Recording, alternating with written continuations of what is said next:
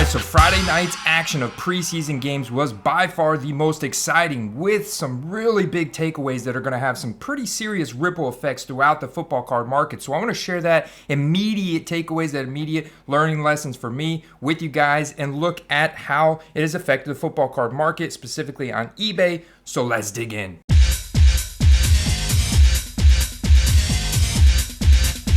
Arguably, the biggest storyline is the injury that Zach Wilson suffered on a play where he scrambled out of the pocket and he could have gone out of bounds but decided to stay in and potentially suffered what could be a torn ACL, putting his entire season in jeopardy.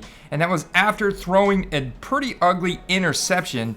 This is going to be a big hit to the prices of Zach Wilson's cards. I think he's still going to have a pretty long leash in terms of these cards coming back in value. Once he finally does return to the field, there will be hype again for him because still essentially very young, very much a rookie, and the market size is very large, but these prices are going to go down in the short term. So I would try and take offers if you need to this weekend. Otherwise, you're going to plan to hold these for long term, looking to hold these until the free agency draft hype cycle of 2023. With the Zach Wilson injury, Mike White replaced him, and oh boy, we're already seeing the Mike White hype heat up. This guy got on fire last year when he filled in for Zach Wilson in a couple games last year, and we're already seeing it. Look at all these sold transactions for Mike White, but I would slow the train, guys, slow the train. Maybe get some very cheap exposure here, but I would slow that hype train because Joe Flacco would probably likely start if Zach Wilson misses significant time. He's got more playing experience. He's also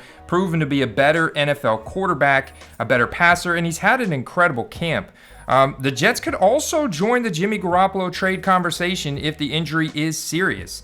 I mean, and that would reunite Jimmy G with former passing game coordinator Mike LaFleur. So, you know, you got to limit the upside for Jets skill position players now that Zach Wilson's injury is unknown, and I would expect slower starts from guys like Breece Hall and Garrett Wilson. Real quick, if you're new here, welcome to the Football Card Quest. My name is Andy. Make sure you hit that subscribe button, that little bell notification icon, if you want to learn about football card investing, collecting. It's some really cool sports card topics. We cover it all. New videos on a daily basis.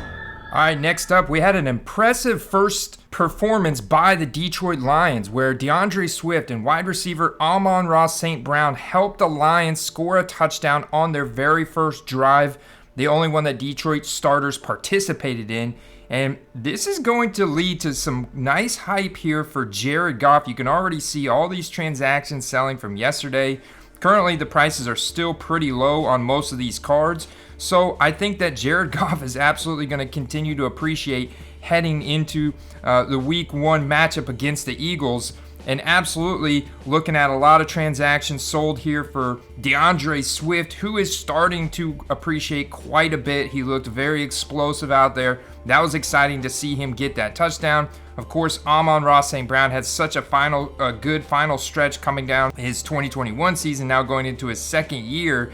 On a crowded depth chart, this guy's just very consistent, very reliable, does a great job at getting open, and it's clear that he's going to be heavily involved in his offense. It's not only that, but America loves a great comeback story, and the Lions as a whole, with them being on Hard Knocks and spending that early draft pick on hometown boy Aiden Hutchinson, who also had an incredible start, had a great tackle in the backfield, a lot of QB pressures.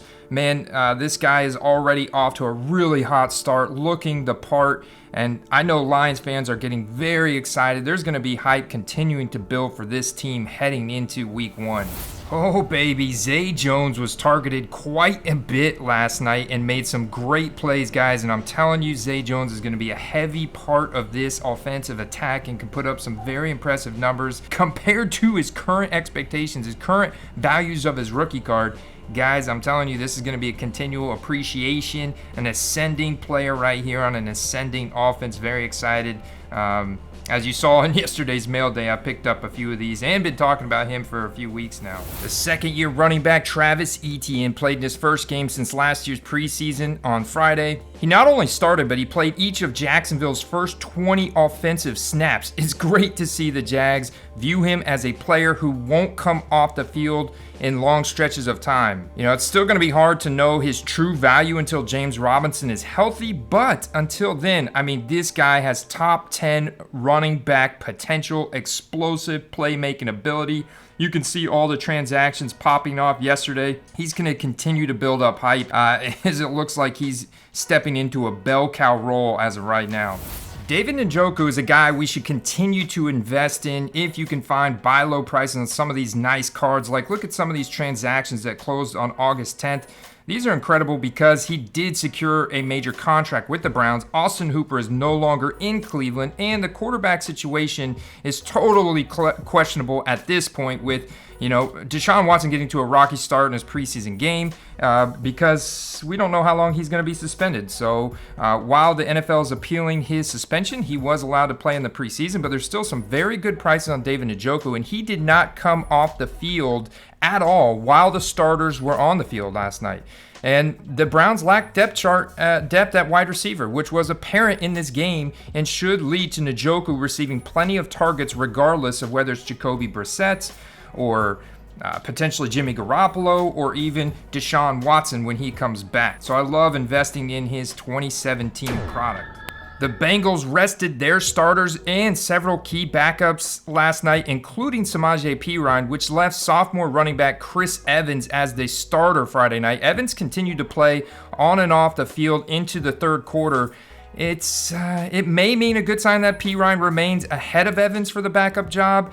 I'm still going to continue beating the drum for Chris Evans. You can see there's quite a few transactions that popped off yesterday, so this makes me very happy because I still think that Evans is going to earn himself that role behind Joe Mixon at the end of the day. On the other side, I'm going to continue to beat the drum for Eno Benjamin, even though the Cardinals also similarly rested their starters and key backups, including Darrell Williams, which left Eno Benjamin as the starter Friday.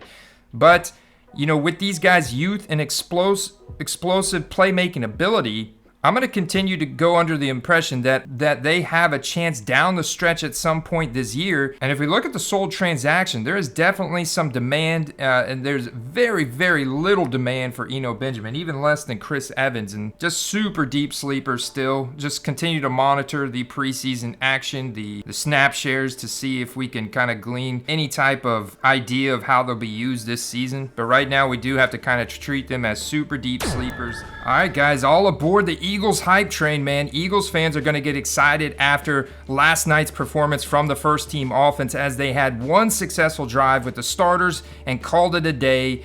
We know A.J. Brown, Dallas Goedert, and Devonta Smith will rarely leave the field when healthy, leaving the running backs as the only interesting battle there.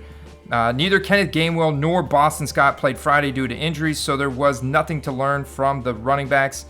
It was really good to see the Eagles stay in 11 personnel while passing on every play of the first drive. It's hard to take too much away from preseason run-pass splits, but Friday night's passing frenzy from Jalen Hurts was a great sign for Eagles receivers. Dallas Goedert came down with the touchdown, and we could see quite a few transactions popping off last night for Dallas Goedert. A few nice rookie sales, and Dallas Goedert is still a favorite tight end target of mine that I still think you can find some incredible value in investing, like an autograph optic from 2018. These are awesome cards. A.J. Brown, obviously his value is going to be very high right now. He's a guy that I would either hold or sell on hype this preseason, but he's still very young, so might as well hold his cards for the time being, unless you're getting every penny that you want for that card. So you can kind of name your price on these more rare A.J. Brown cards because his prices are so high right now. He's very hyped up.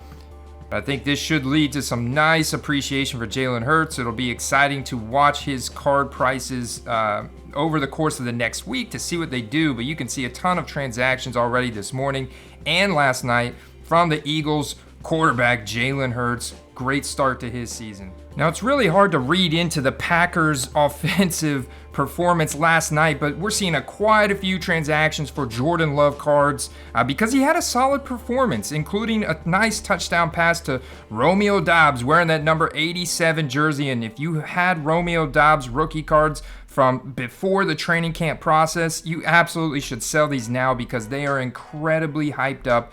You can get a serious pretty penny for some Romeo Doubs rookie cards right now. And the same thing, if you've held Jordan Love rookie cards for a long time, maybe since last summer or earlier this summer, whenever, right now he is getting some hype. There were quite a few transactions last night, but the Packers rested 33 players last night. So it's really hard to get an idea of what that actual offense is going to look like, but backup Jordan Love is getting a lot of playing time, and so this is absolutely building hype for him. On the other side of the ball, guys, don't forget about Trey Sermon. Now, the 49ers rested most of their starting skill players, including both Elijah Mitchell and Jeff Wilson. Elijah Mitchell, who's struggling with an injury already, but Sermon started ahead of the rookie Tyrion Davis-Price. So I think Sermon would be absolutely worth a couple flyers, getting some exposure to in that run-heavy Kyle Shanahan, zone scheme, run-style offense, because we could absolutely see Trey Sermon have a big role and appreciate big time in card values. And some of these deals you can find on Trey Sermon out there are still very good. I'm looking at a lot of sold transactions from yesterday, but being a 2021 rookie, I mean, a rookie ticket auto numbered out of 25, sealed by Panini for $48 is still a very good value for someone who could have a big running back role in a very big market team. Prolific offense, high octane, great coaching, great defense. All right, guys, those are my major takeaways from last night. Hope you enjoyed this video. Thanks for stopping by the Football Card Quest today. Make sure to hit that like button if you enjoyed it. I'll see you next time. Peace.